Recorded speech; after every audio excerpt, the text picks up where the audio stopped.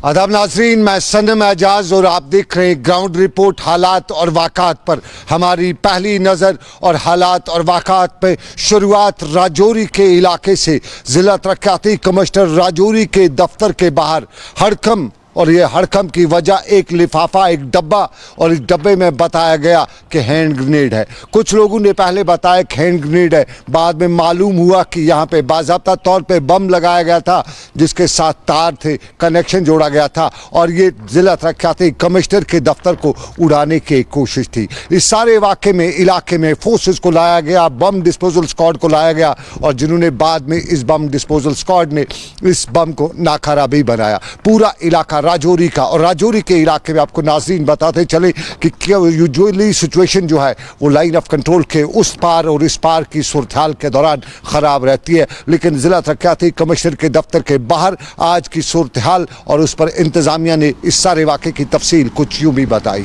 कि यहाँ पे एक ग्रेनेड पड़ा हुआ है जो हमारा गुज्जर मंडी के आस पास वाले एरिया में, वहाँ पे हमने सर्चेस कंडक्ट किया और वहाँ पे इससे हमने एक ग्रेनेड रिकवर किया। उसके बाद एक इन्फॉर्मेशन आई कि यहाँ पे कोई सस्पेक्टेड मटेरियल प्लेस किया गया है जिसमें आईडी हो सकती है, मगर we have checked it thoroughly, ऐसा कुछ भी नहीं है, it is a rumour and we have briefed our security, we have increased our security, we have tightened it in view of the DDC elections and the rest of the things are fine. Thank you. Rajouri में धमाका करने की कोशिश, और इस कोशिश को पहले ही बर वक्त कोशिश करते हुए नाकाम भी बनाया गया, लेकिन लाइन ऑफ कंट्रोल के इलाकों में गर्माहट लगातार रहती है। लाइन ऑफ कंट्रोल के आसपास के इलाकों में रहने वाले लोग अक्सर परेशान रहते हैं, जान के लाले पड़े रहते हैं, और जान के लाले पड़े रहने की वजह आर पार की गोलाबारी, गोलीबारी, जो कुछ भी लाइन ऑफ कंट्रोल पर होता है। और लाइन ऑफ कंट्रोल के लोग अक्सर सरकारों से वाविला करते हैं, दुहाई देते हैं कि किसी न किसी तरह से आपसी ताल्लुकात को बेहतर बनाया जाए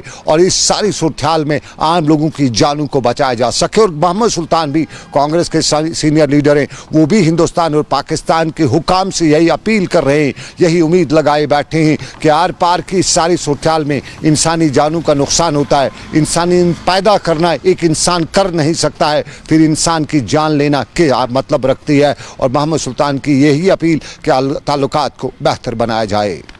उधर का गोला भी इधर का गोला भी, बीच में मरता है जम्मू कश्मीर का इनोसेंट बाशिंदा। इसके लिए हमारा देश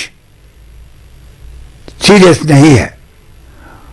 यूनाइटेड नेशन ऑब्जर्वर यहाँ भी है, पार भी है, दो जगह। जम्मू में भी उनका ऑब्जर्वेशन पोस्ट, यहाँ श्रीनगर में, रावल इधर मुजफ्फराबाद में, कोटली में।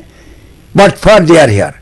सर्दियों गर्मियों में वो एंजॉय करते हैं, निगीन लेक स्विमिंग करने जाते हैं, लेकिन इस वक्त दे शुड कम फॉरवर्ड कि भाई कौन वायलेशन करता है, कौन इनिशिएट करता है गोलाबारी, ताकि दुनिया को पता लगे ये गरीब जम्मू कश्मीर के लोग बेगुनाह मरे जाते हैं, बर्बाद हो जाते हैं। यहाँ के जिस तरह ये चाइना के साथ हफ्ते में 4 बार फौजी मीटिंग होती है, ऐसे हमारे इतने जनरल है मिले, वहाँ का जनरल यहाँ का जनरल, भाई क्या बात है, गोलाबारी बंद करो, तभी लोग कहेंगे हाँ देश के सरकार को पता लग रहा है कि लोग मर रहे हैं। They don't bother about people of Jammu Kashmir.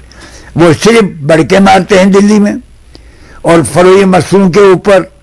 ये देखिए कितने क्या नाम है बुजरा यहाँ आ गए कश्मीर में इलेक्शन के लिए। एक पुंज गया, राजौरी गया, हीरानगर गया, कुठवा गया, आरएसपुरा गया, नहीं उनको फिक्र नहीं है। सिर्फ ये सुकूर कहते आज हमारे 2 जवान मर गए, आज हमारे सिविलियन 8 जख्मी हो गए, एक औरत मर गई, इनको शर्म आनी चाहिए।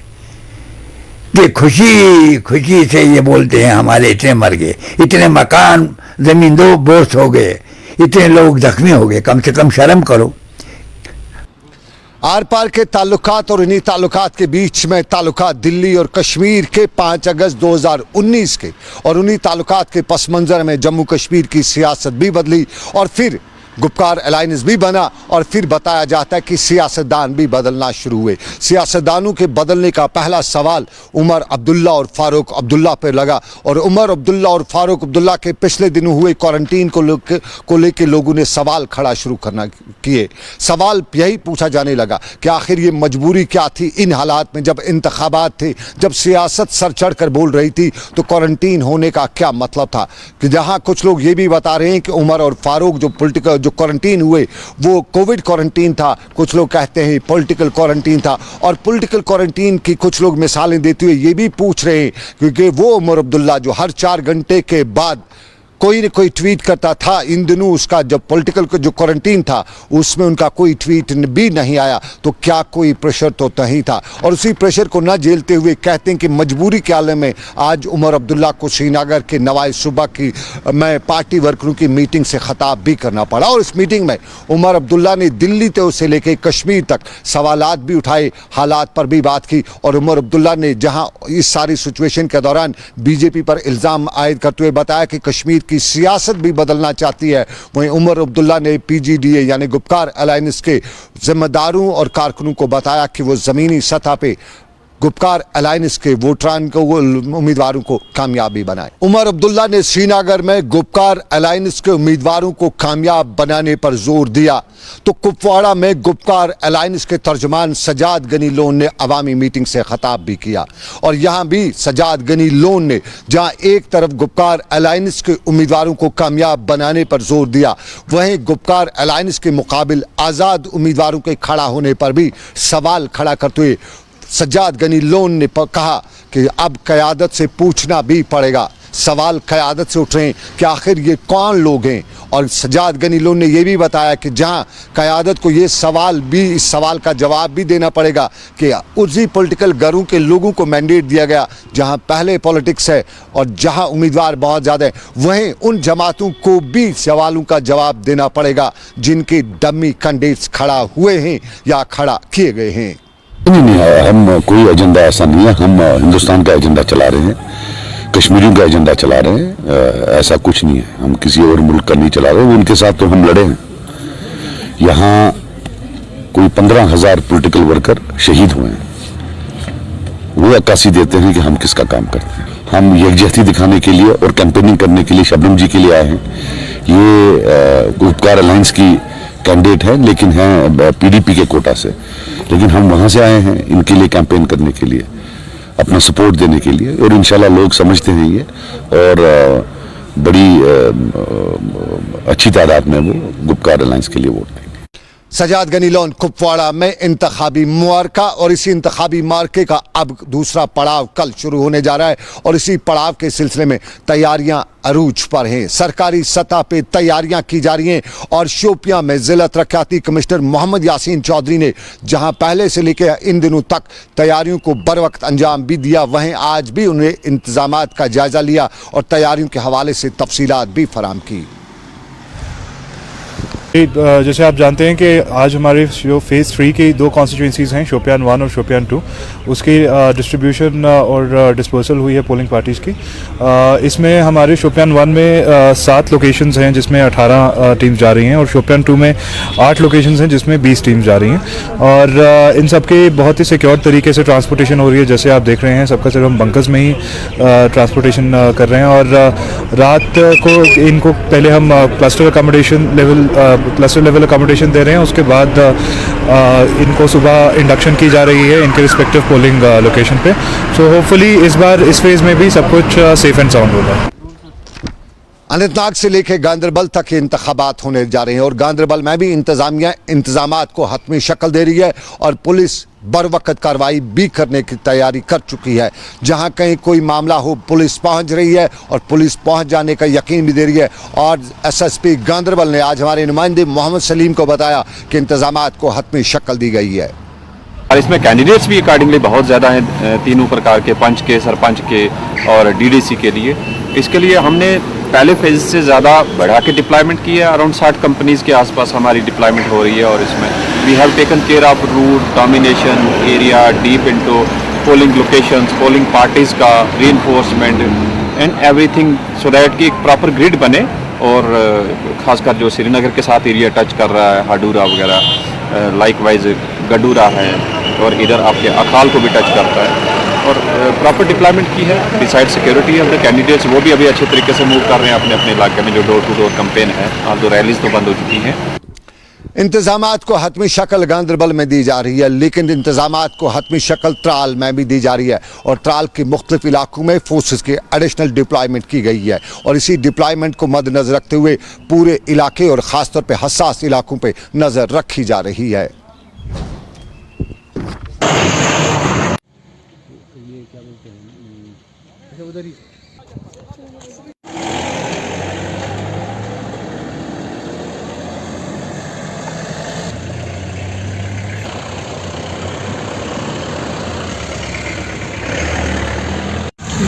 कल आर्टिकल डीडीसी कॉन्स्टिट्यूंसी का इलेक्शन होना है अवंतीपुर पुलिस डिस्ट्रिक्ट में। इसमें 61 पोलिंग बूथ्स है।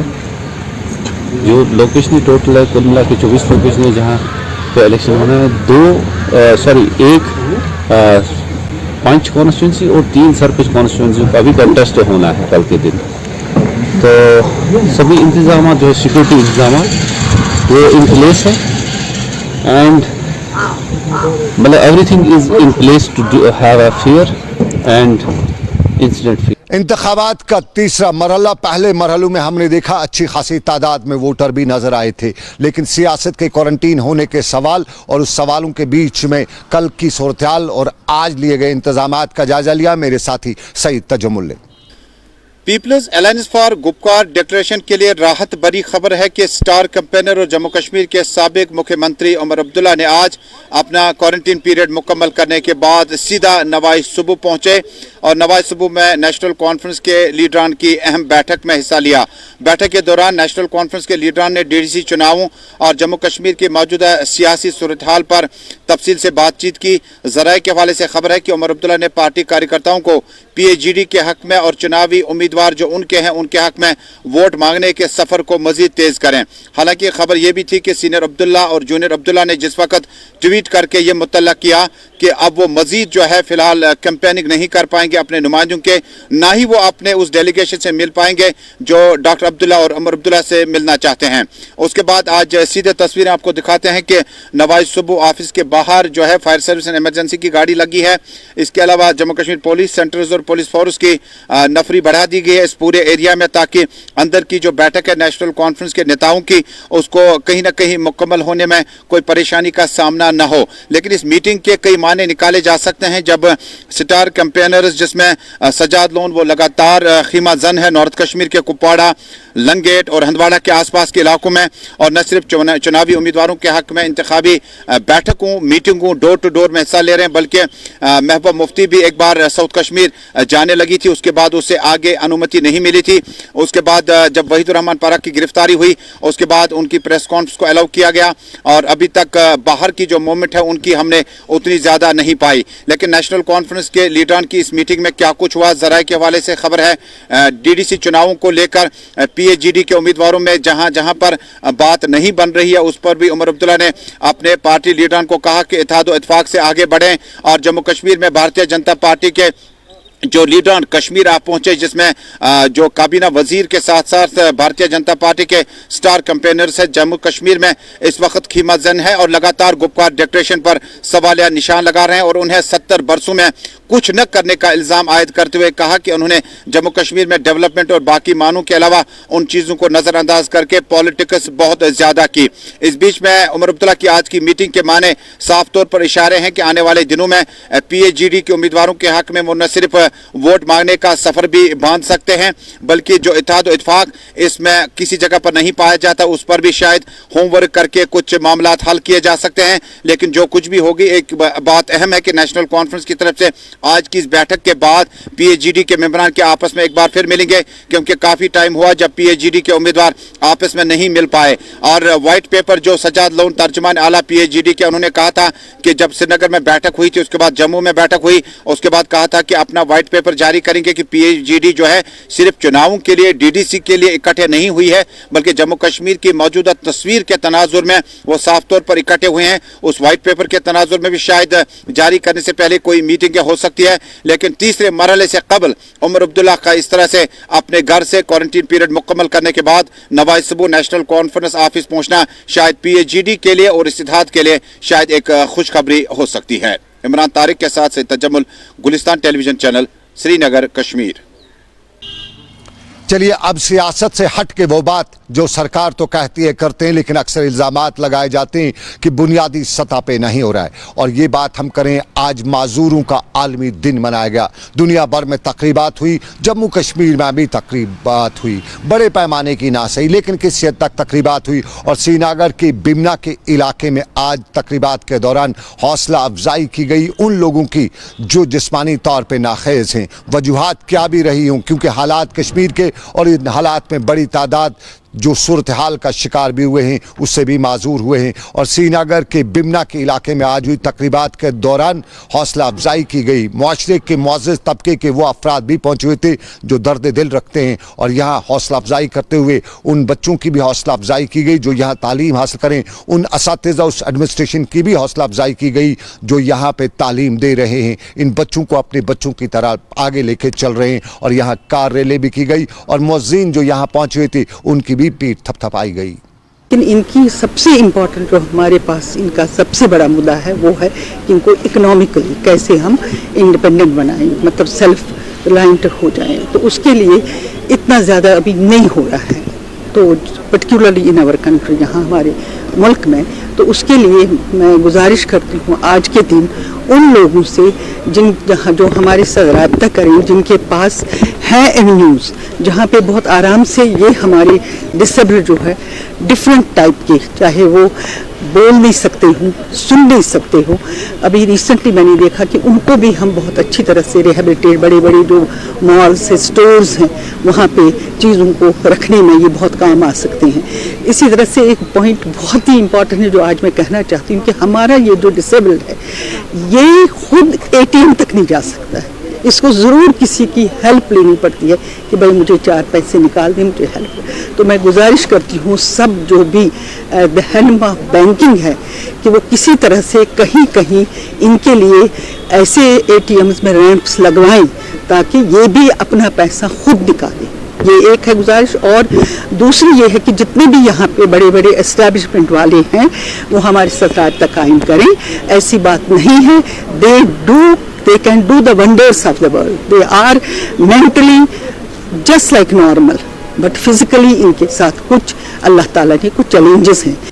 बडगाम में भी इंतज़ामिया की तरफ से आज तकरीब मुनक्कद हुई जिस दौरान इंतज़ामिया ने उन सभी इदारों और उन सभी लोगों की काविशों को सलाम किया जो इन मौजूर अफराद के लिए काम करते हैं। और यहाँ पर भी ये बताया गया कि ज़िंदगी के हर शोबे में जहाँ हम काम करते हैं वहीं शोबे की तरफ भी ख़ास तवज्जो देने की ज़रूरत है। जो डिपार्टमेंट ऑफ सोशल वेलफेयर है वो ऑलरेडी इनके लिए स्कीम्स प्रोवाइड कर रहे हैं, जैसे कि व्हील चेयर्स हम इनको दे रहे हैं, स्पेशल एड्स दे रहे हैं, हियरिंग एड्स हैं जो स्पेशली एबल्ड हियरिंग वाले हैं, डेफ पीपल के लिए। उसके अलावा 1000 रुपये की हम इनको माहाना ये प्रोवाइड कर रहे हैं, पेंशन प्रोवाइड कर रहे हैं। जो भी डिसेबल्ड लोग हैं वो हमें अप्रोच कर सकते हैं विद देयर डिसेबिलिटी सर्टिफिकेट और उनको पेंशन्स उनके अकाउंट में DBT के थ्रू मिल जाती हैं। तो ऑलरेडी ये स्कीम्स का फ़ायदा मैक्सिमम लोग बडगाम में उठा रहे हैं। इसके अलावा जो बैक टू विलेज प्रोग्राम अभी रिसेंटली हुआ उसमें हमने 100 से ज़ायद लोगों को घर में व्हील चेयर्स प्रोवाइड की।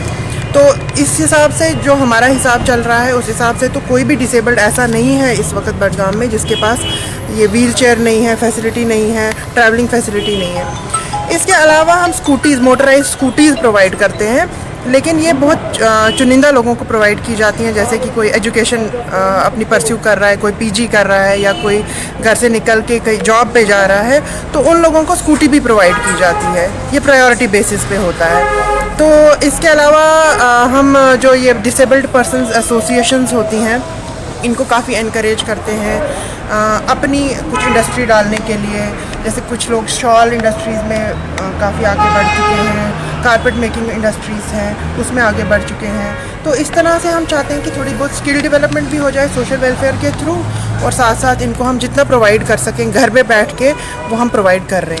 ये सरकार से लेकर गैर सरकारी सतह पे तकरीबात, लेकिन श्रीनगर की प्रेस कॉलोनी में माजूर अफराद का मुजाहरा भी था और यहाँ हुए मुजाहरे के दौरान वह बात यही की जा रही थी कि सरकार ने स्कीमें बनाई हैं लेकिन बुनियादी तौर पे उन्हें ज़मीनी सतह पे लागू नहीं किया जा रहा है। वाविला किया जा रहा था, शोर मचाया जा रहा था और हकूक़ की बात करते हुए माजूर अफराद ये भी बता रहे थे कि सरकार ने उनके लिए मखसूस हकूक़ रखे हैं लेकिन उनके हकूक़ पर शबखून भी मारा जा रहा है।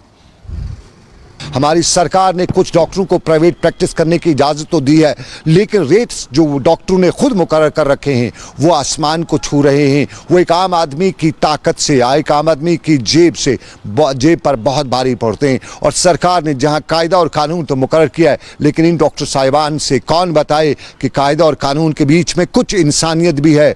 फीस इतनी रखी है कि जो बीमार होता है वो 100 बार सोचता है कि अस्पताल जाऊं, प्राइवेट प्रैक्टिस करने वाले डॉक्टर के पास जाऊं, क्या वाकई में उसकी फ़ीस अदा कर पाऊंगा। और फिर वो डॉक्टर जो दवाइयां लिखता है वो दवाइयां यूजुअली 1500 रुपये से कम किसी पेशेंट को नहीं लिखता है। अक्सर हमने देखा है 1500 रुपये की दवाई, और जब मेडिकेट से या कुछ इंटेलेक्ट से बात की जाती है तो बताया जाता है कि कुछ दवाइयाँ मुफ्त में लिखी जाती हैं, यानी बिना ज़रूरत के लिखी जाती हैं। इसलिए लिखी जाती हैं कि उस डॉक्टर को उन दवाइयों का कमीशन मिलता है। वाकई अगर डॉक्टर ऐसा कर रहे हैं तो शोबा तिब से वाबस्ता है। ये डॉक्टर साहिबान हमारी कौम के लिए एक बड़ी मुसीबत है। हमारी ज़मीर, उनका ज़मीर जागना चाहिए। उन्हें समझना चाहिए कि किसी गरीब की वो जेब काटते हैं तो उनसे बड़ा दरिंदा कोई हो नहीं सकता है अगर वाकई में वो ऐसा करते हैं। लेकिन ये हालात मामलात चलते हैं, लेकिन इन्हीं हालात मामलात के साथ आपसे लेंगे इजाज़त। ये प्रोग्राम आप तक पहुँचाने में मेरे साथ रहे आबिद कादिर। फिलहाल ग्राउंड रिपोर्ट से मुझे दीजिए इजाज़त। आप रखिए अपना ख्याल। अल्लाह हाफिज़।